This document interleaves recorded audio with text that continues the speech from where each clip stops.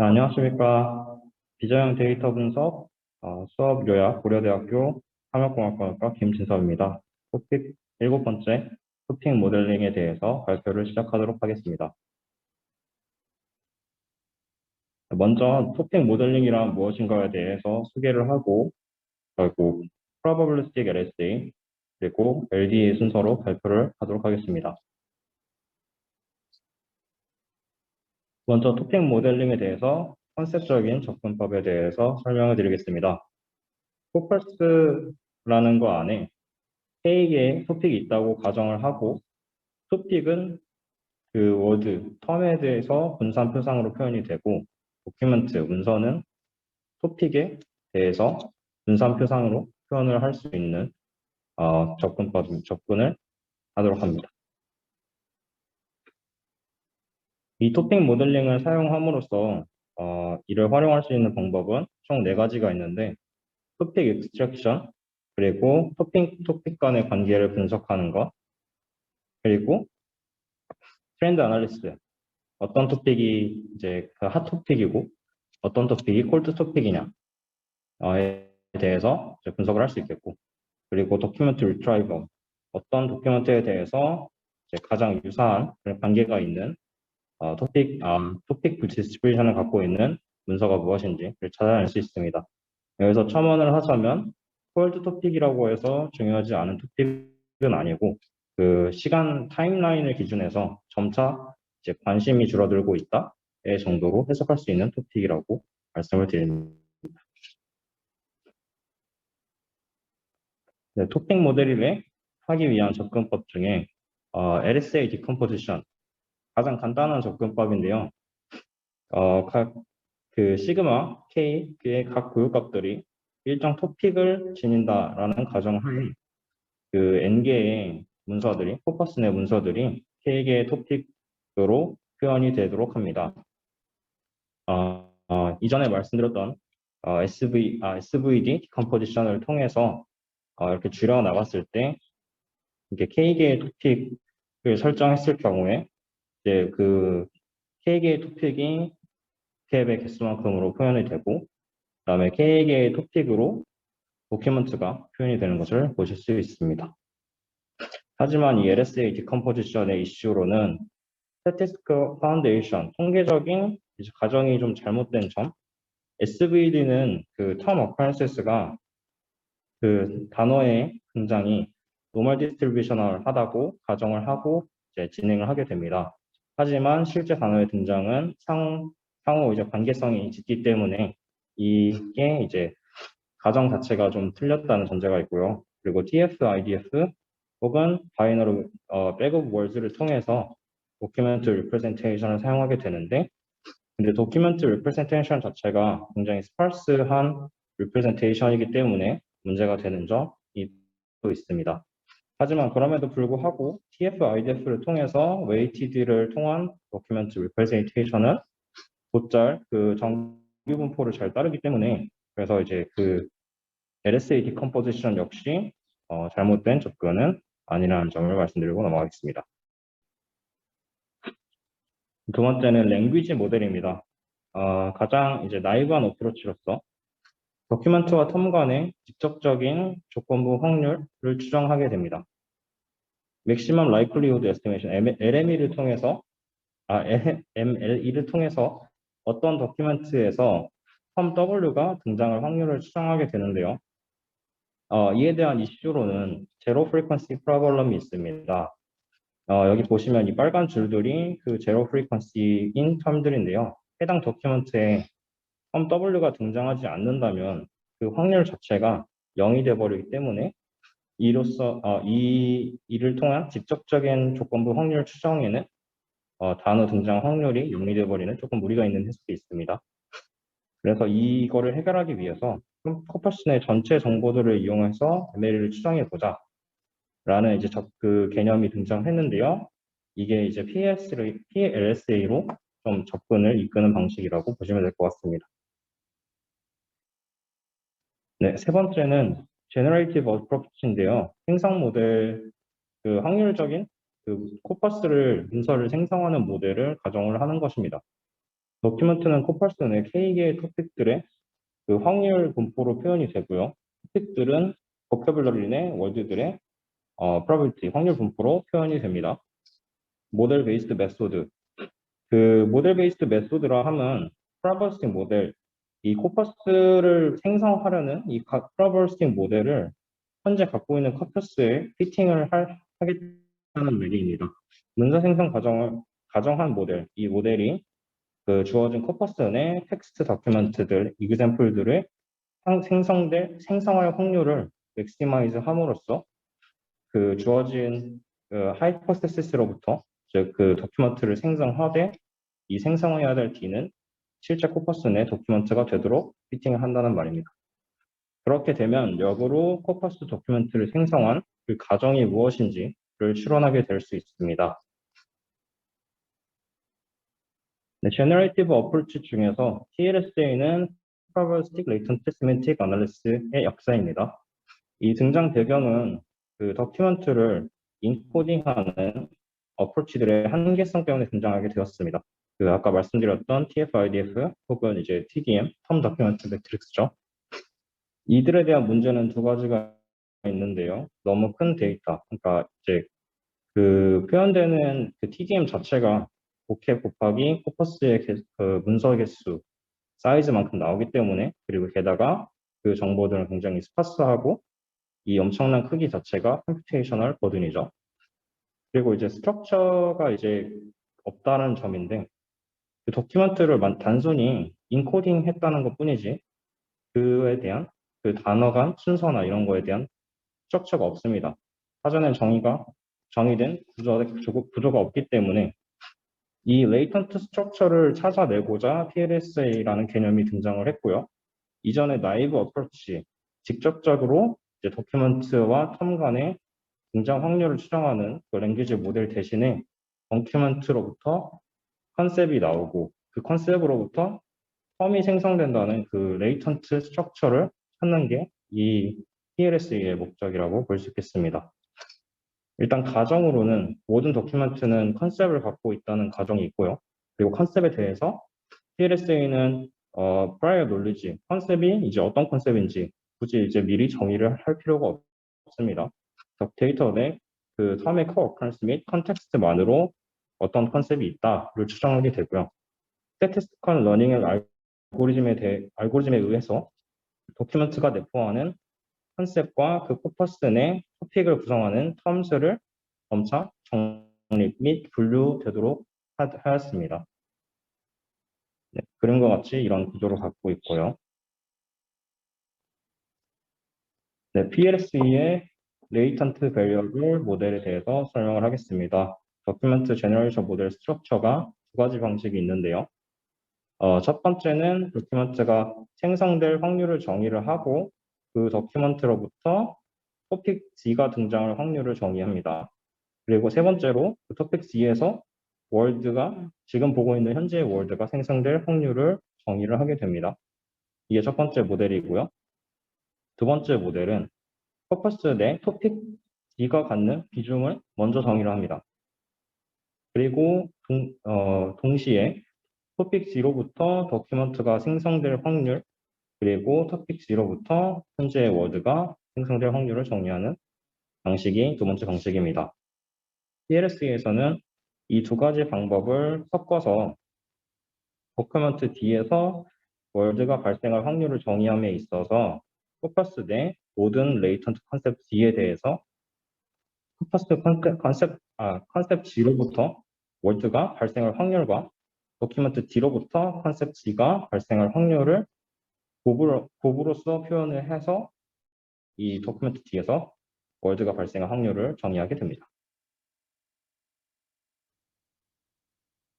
네, 이를 매트릭스 디컴포지션을 통해 표현을 하자면, 참고로 이 매트릭스 디컴포지션은 SVD와 다른 디컴포지션입니다. 네, 그 SVD와 비교해서 이 디컴포즈 된 이 매트릭스들은 UK와 VK에서 특히나 다른 점이 있는데요. 넌 네거티비티와 노멀라이제이션이라는 특징이 있습니다. UK와 VK의 연소들은 0보다 무조건 크거나 같고 그다음에 각 UK의 그 행과 그다음에 VK의 열의 합은 그 합이 1이다라는 점에서 그 상위 카테고리에 대한 발생 확률로서 해석이 가능합니다. 옆에 보시면은 이게 SVD와 왜 다르냐 했을 때 이는 SVD가 아니라 사실 조건부 확률의 그 곱을 계속 이제 정리해 나가면서 나오는 수식이기 때문에 SVD가 아닙니다. 네, 여기서 이제 그 이슈라고 말할 수 있는 부분은 도큐먼트 D by C와 그다음에 probability W by C가 이제 확률적으로 곱이 된다는 점이죠. 곱이라는 거는 이제 둘이 독립이라는 얘기고, 그다음에 그러니까 이걸 해석하자면 어떤 토픽에서 월드 W가 꼽힐 확률은 도큐먼트 D와 무관하다라는 해석을 하실 수 있겠습니다. PLS에서 그 파라미터를 인퍼런스하는 법, 그 모델의 파라미터를 생성 모델의 파라미터를 인퍼런스 한다는 뜻인데요. 맥시멈 라이클리후드 MLE를 통해서 인퍼런스를 하게 되고, 맥시멈 라이클리후드를 이제 그 확률들 간의 곱이기 때문에 로그 라이클리후드로 바꾸면은 이런 식으로 덧셈으로 바뀔 수가 있고요. 당연히 이 로그 라이클리후드 값이 크면 클수록 이 가정한 모델이 이제 given corpus를 생성해낼 수 있는 능력이 높다라고 보시면 됩니다. 여기서 이제 이슈는 이 로그 라이클리후드 펑션이기 때문에 지수 승간 곱, 이제 로가리즘이죠. 그렇기 때문에 이제 레이턴트 베리어블들의 생성 모델의 파라미터들과 레이턴트 베리어블들이 파라미터들이라 하면 이제 생성을 하는 데 있어서 필요한 파라미터고요. 레이턴트 베리어블은 그 G와 같이 그 중간에 스트럭처가 레이턴트 베리어블이죠. 이 둘 다 모르기 때문에 동시에 업데이트가 될 수 없다는 이슈가 있습니다. 이에 대한 솔루션으로서는 EM 알고리즘이 있는데요. Expectation Maximization 알고리즘이라고 둘 중에 하나의 값을 고정하고 그 다음에 B를 피팅시키고 그 다음에 넥스트 스텝에서는 피팅된 B를 고정하고 그 다음에 A를 피팅시키는 순차적인 이제 피팅 방법을 사용한다고 생각하시면 되겠습니다. 네, EM 알고리즘입니다. EM 알고리즘에서 이 스텝, 첫 번째 스텝에서는 레이턴트 베리어블의 posterior probability를 추정을 먼저 하고요. 일종의 업데이트라고 보시면 됩니다. 그래서 이제 가정한 모델을 통해서 가정한 모델을 그냥 믿는다고 생각하시면 됩니다. 이 모델이 가진 파라미터를 믿고 문서를 생성한 결과를 가지고 레이턴트 토픽스를 추정하는 거죠. 근데 이제 추정을 하고 나면은 M 스텝에서 parameter estimation based on completed statistics죠. completed statistics라 하면 그 latent variable이 completed statistic이고요. latent variable을 갖고 latent 이제 추정된 variable이 맞다고 가정하고 그다음에 모델의 파라미터를 추정하는 과정이죠. 이를 계속해서 반복을 하다 보면은 결국엔 언젠가 수렴을 할 것이다 라고 보는 게 EM 알고리즘이라고 보시면 되겠습니다. 각각의 이제 모델이나 모델 그러니까 파라미터나 아니면 레이턴트 베리어블의 약자는 옆에 설명이 되어 있고요. 네. 그리고 파라미터 인퍼런스에서 제 example을 보시면 처음에 그 PG를 이제 주어진 모델을 믿고 그냥 이제 추정을 한번 해보는 거죠. 추정을 한번 해본 결과가 이제 처음 스텝에서 이렇게 나옵니다. 하지만 EM 스텝을 계속 거쳐가면서 EM 수렴을 이제 계속 시키면은 이런 식으로 언젠가 값이 고정돼서 수렴을 되는 구간이 등장을 하죠. 근데 이 수렴이 이제 완료되면은 이 커퍼스를 파악했다라고 판단을 하고 그다음에 이제 그 토픽 분포 자체가 더 이상 바뀌지 않는 것을 보실 수 있습니다. 네, 그 다음으로는 LDA입니다. LDA 역시 생성 모델을 가정하고 그 생성 모델을 이제 생성 모델과 레이턴트 스트럭처를 이제 추정하는 방식 중에 하나인데요. 라이턴트 듀얼렛 디스알로케이션이라고 하는데, 근데 이 베이스 어썸션으로는 그 싱글 도큐먼트 안에서 멀티플 토픽이 있다는 가정을 하고 있습니다. 토픽이 이제 도큐먼트가 하나의 토픽을 가진 게 아니라 멀티플 토픽의 디스트리뷰션으로 갖고 있다라는 가정을 하는데, 토픽에 대한 이제 워드 디스트리뷰션 가정은 똑같고, 그다음에 도큐먼트 역시 토픽의 디스트리뷰션이라는 가정 또한 똑같습니다. 여기 이렇게 보시면은 일단은 LDE가 완료된 모습에서의 이제 문서를 보실 수 있겠는데요. 이제 토픽 같은 경우는 코퍼스 와이드의 그 보캐블러리의 분포로 표현이 되니까 토픽별로 이제 보캐블러리들이 쫙 나열된 것을 보실 수 있고, 도큐먼트의 경우에는 이 도큐먼트가 어떤 이제 워드들로서 구성이 되어 있는데 이 워드들은 어떤 토픽에서 온 것이다 라고 이제 추정이 되어 있죠.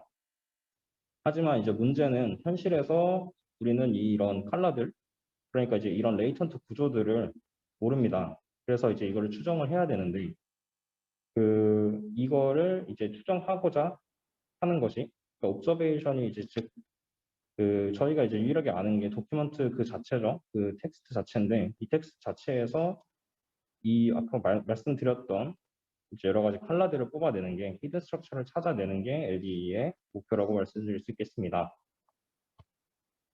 네, LDE에서 도큐먼트 생성 모델의 구조인데요. 일단은 하이퍼 파라미터 알파와 베타가 있고요. 하이퍼 파라미터라는 이제 튜닝 대상이 아니고 이제 그 최적화 대상이 아니고 저희가 이제 사용자가 직접 지정하는 거라고 이제 먼저 인지를 해주시고요. 그다음에 이에 대한 오브젝티브 펑션으로서는 당연히 생성 모델이 포커스를 생성해낼 확률을 최대화시키는 게 목표고, 이때 뭘 고려해야 되냐? 토픽을 모든 토픽과 포커스 내 이제 모든 토픽이죠.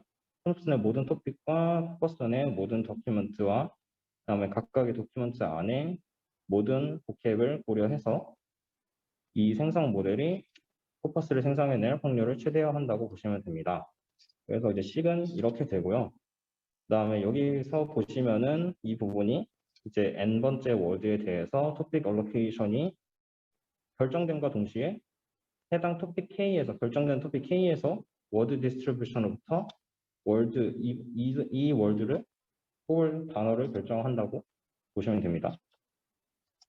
그리고 LDA의 이슈 중에 하나는 LDA는 코퍼스 내 모든 월드가 독립적으로 발생하였다고 가정하고 있기 때문에 이런 이제 곱셈 과정이 독립으로 발생할 수 있는 거고요.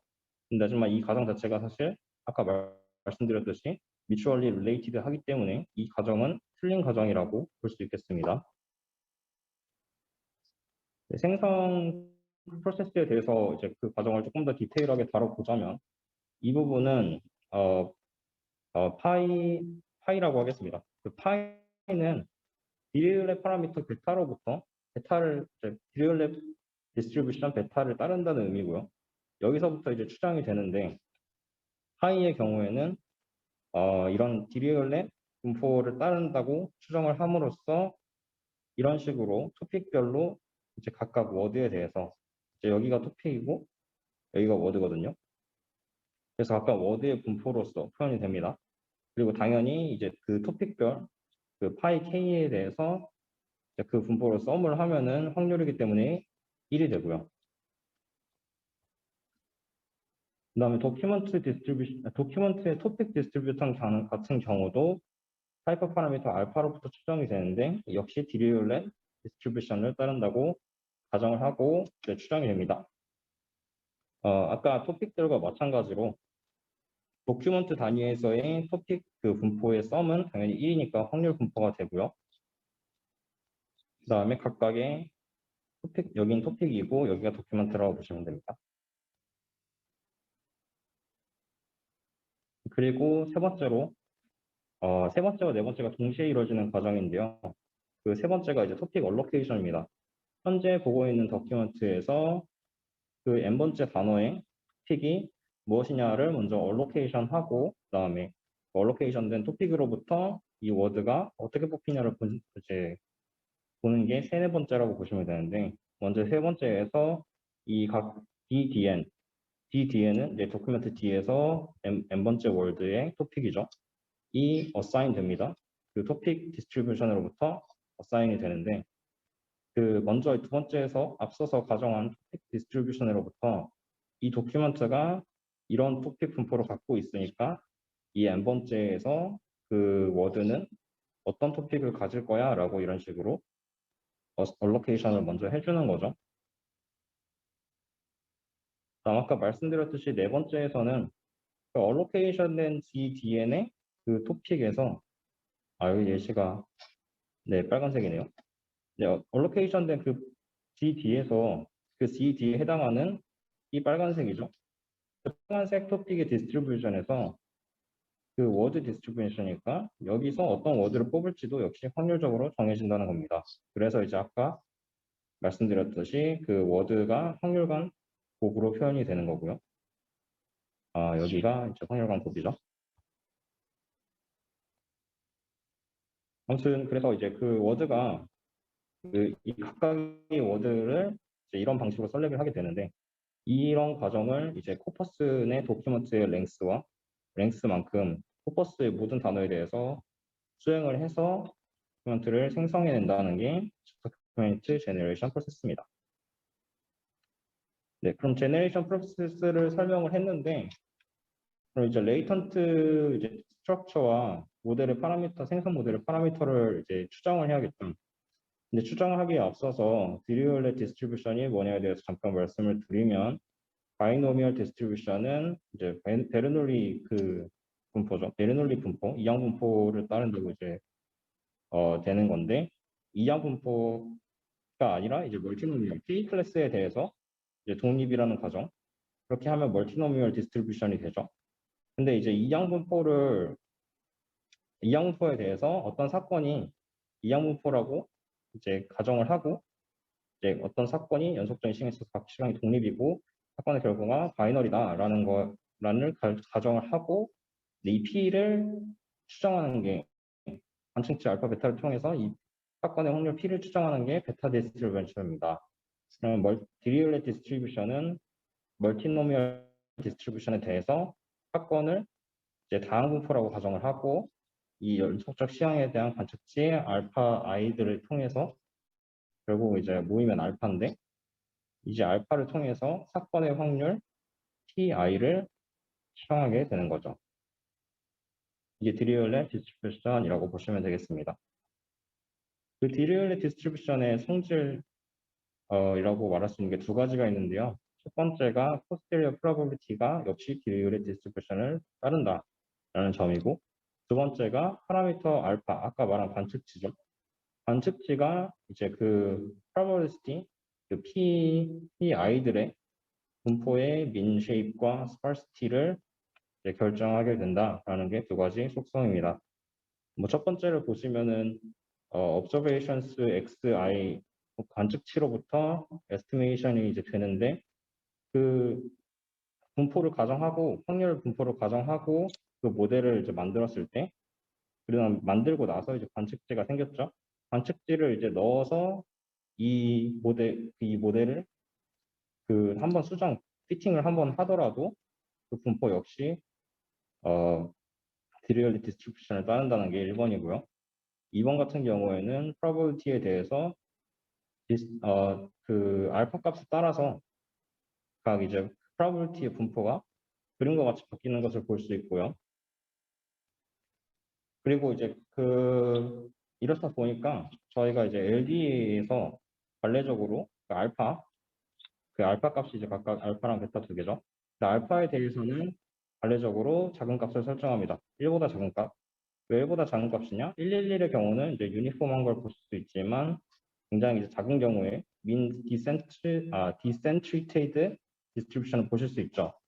근데 이거를 왜 하냐 하면은 토픽 모델링에 있어서 어떤 도큐멘트에는 토픽이 이제 고루고루 다 있는 게 아니라 특정 토픽 이제 몇 개만 포함을 하고 있을 거라는 이제 가정이 있기 때문에 알파를 이제 일부러 작은 값을 좀 설정해서 그래서 이제 소수의 토픽이 이제 큰 값을 가지고 나머지는 좀 아니게 포함을 하지 않도록 그 분포를 만들기 때문에 알파는 1보다 작은 값을 설정을 하고요.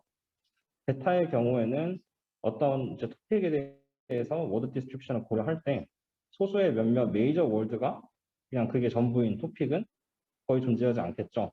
그러다 보니까 베타는 1과 비슷하지만 1보다는 작은 값 정도로 설정을 합니다. 그럼 처음에 말씀드렸듯이 LDE에서 알파랑 못하는 하이퍼 파라미터고 최적화 대상이 아니기 때문에 그 이발루에이션 매트릭 중에 하나인 펄플렉시티를 통한 그리드 서치를 이용해서 베스트 알파와 베타를 찾게 됩니다. 네, 이제 진짜 이제 LTE 파라미터 레이턴트 베리어블과 하이퍼 파가 아니죠. 모델의 파라미터를 인퍼런스 하기 위한 과정인데요. 포스테리어 디스트리뷰션, 그러니까 옵서베이션과 하이퍼 파라미터를 통해서 이 레이턴트 베리어블들을 이제 추정을 해야 하는데 이때 쓰는 방식이 깁스 샘플링을 씁니다. 깁스 샘플링은 마코프 체인 몬테카를로 MCMC 이를 통해서 이제 이를 기반으로 하고 있는데요.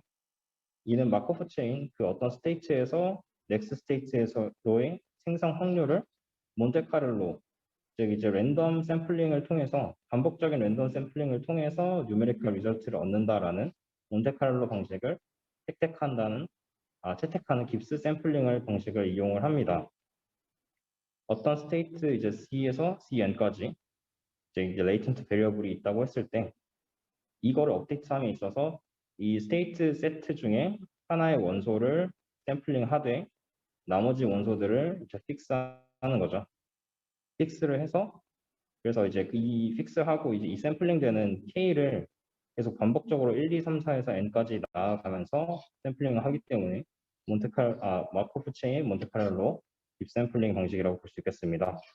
여기서 특히 이용할 거는 이제 콜랩스드 깁스 샘플링인데요.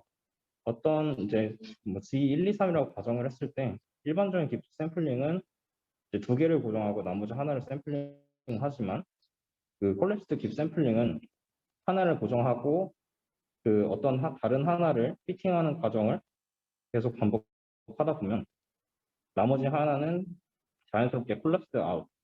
그러니까 이제 probability distribution이기 때문에 당연히 이제 1, 3을 계속 피팅을 하다 보면 2는 이제 1-1, 1, 3식으로 자연스럽게 나올 수 있다는 뜻입니다. 네, 그래서 각각의 이제 도큐멘트 내 워드의 토픽이 뭐냐에 대해서 인퍼런스를 할 때 D-I, i번째 워드의 토픽 di를 추정하는 데 있어서 D-i는 이 i번째 빼고 다른 모든 i들이 이제 마이너스 i인데요. 이들을 이제 픽스하고 i번째를 샘플해서 인퍼런스를 한다는 뜻입니다. 그럼 깁스 샘플링을 통해서 이제 파이랑 세타는 인테그리티드 아웃. 콜랩스드 깁스 샘플링을 사용하기 때문에 이제 이 D를 추정하는 과정에 있어서 다른 변수들이 콜랩스 아웃 된다는 뜻이고요.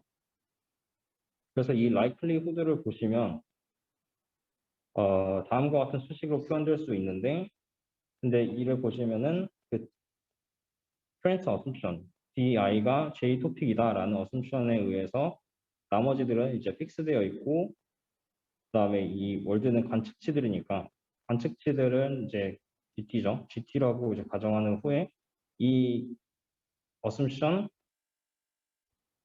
di가 j라는 assumption에 의해서 이 j라는 토픽에서 월드 i가 뽑힌다는 확률은 월드 i가 코퍼스 안에서 j 토픽으로서 할당된 경우의 수 중에 이거를 뺀 가지와 그다음에 토픽 j i가 어사인된 모든 월드들의 개수 물론 당연히 이걸 뺀 한 가지를 통해서 이제 베타 파라미터를 통해 업데이트가 됩니다. 그래서 이 업데이트되는 과정의 결과 역시 디스트리뷰션이 드리블 디스트리뷰션이죠. 첫 번째 속성에 의해서. 그래서 프라이어 역시 마찬가지입니다. 프라이어 역시 월드 i를 제외하고 다른 모든 월드의 토픽이 할당된 상황 하에 i번째 월드의 토픽이 j일 확률 역시 월드 카운팅을 통해서 옵서베이션을 통해서 업데이트가 되는데 업데이트 역시 업데이트된 probability 역시 릴레이티브 디스트리뷰션이다. 를 참고하시면 될 것 같습니다. 그리고 먼저 이제 설명을 했었어야 했는데 likelihood와 probability라 함은 다음과 같은 이제 posterior distribution, 그 i번째 토픽이 이제 J다라는 이제 그걸 추정하는 과정에 있어서 다음과 같은 수식으로 바뀔 수가 있는데, 이 수식에서 파란색이 likelihood고 그다음에 빨간색이 prior입니다. 그래서 이제 DI가 샘플링 이쿠에이션 방금 보여드렸던 likelihood와 prior에서 이들은 이제 방금과 같은 수식으로 인해서 이렇게 변할 수 있었죠. 근데 이렇게 변할 수 있는데 이제 이를 통해서 그 파이와 세타는 다음과 같은 수식으로 표현이 됩니다. 그러니까 J번째 토픽의 파이 이제 디스트리뷰션 중에서 월드가 차지하는 이제 비중, 그리고 그 도큐먼트 D에서 토픽 J가 차지하는 비중이죠. 이제 이로 표현이 되는데, 이때 이제 알파와 베타가 그 사용자 변수라고 하이퍼 파라미터인데, 이 하이퍼 파라미터가 디리올렛 스무딩 팩터로서 작용을 할 수 있는 점을 그림으로써 보여드릴 수 있겠습니다. 스무딩 팩터로서 작용한다는 점은 토픽 2가 현재 도큐멘트 D에 아무것도 할당이 되어 있지 않음에도 토픽 디스트리뷰션에서 이제 그 세타 D죠. 이제 이 확률값이 0이 아니라는 점, 이거는 이제 알파로 인해서 생기는 거고요. 여기 아래를 보시면은 이제 비거 알파일수록 당연히 스무딩이 커지니까 세 개의 토픽 비중이 거의 다 비슷해지고, 스몰러 알파일수록 토픽 비중이 점점 이제 스파스해지는 걸, 토픽 1과 3이 굉장히 이제 비중이 커지는 걸로 보실 수 있겠습니다. 그 다음에 하이 쪽으로 넘어가면은 토픽별로 이제 NWI, 이제 1번 토픽, 2번 토픽, 3번 토픽에서 코퍼스 전체에서 WI로서 트레이드로서 할당이 된 경우의 수가 10개, 7개, 1개인데, 그럼 결국에 지금 현재에서 트레이드 I가 어떤 토픽으로 할당이 될 것이냐에 대한 확률은 이 토픽의 그 세타 D와 파이 J죠. 파이 J의 그 각각에 대한 이제 영역의 곱으로 표현이 될 수 있고, 이 회색 영역들이 이번에 이제 트레이드라는 단어가 어떤 이제 토픽으로 할당이 될 거냐에 대한 그 크기라고, 확률의 크기라고 보시면 되겠습니다. 네, 마지막으로 LDE의 이발루에이션입니다. K 토픽에 대해서 이제 K가 몇 개인지는 이제 하이퍼 파라미터였죠. K가 몇 개, 그 코퍼스 안에 그 몇 개의 토픽이 있냐, 이거를 찾기 위해서는 트레인 테스트 셋을 이제 세퍼레이션 하고 정량적인 지표를 통해서 베스트 K가 뭐냐를 찾는 방법이 있는데요. 이에 대해서 로그 라이클리후드 방식으로 이제 깁 샘플링을 진행했을 때 퍼플렉시티는 이제 다음과 같이 계산이 되고요. 그래서 이제 당연히 퍼플렉시티가 낮을수록 더 이제 이 토픽의 개수가 알맞다라고 보시면 되겠습니다. 근데 이제 토픽의 수를 변화시켜 가면서 토픽별 핵심 어휘들을 휴먼 밸리데이션을 통해서 좀 이제 판단을 하고 정상적인 판단을 하는 게 이 토픽이 맞다라는 해석이 용이할 수 있다는 것은 변함이 없고요. 그리고 실제 테스트 적용 시에도 퍼플렉시티와 더불어서 도메인 놀리지를 함께 고려해서 이 해석이 용이한 K를 정하는 것이 좋다고 말씀드릴 수 있겠습니다.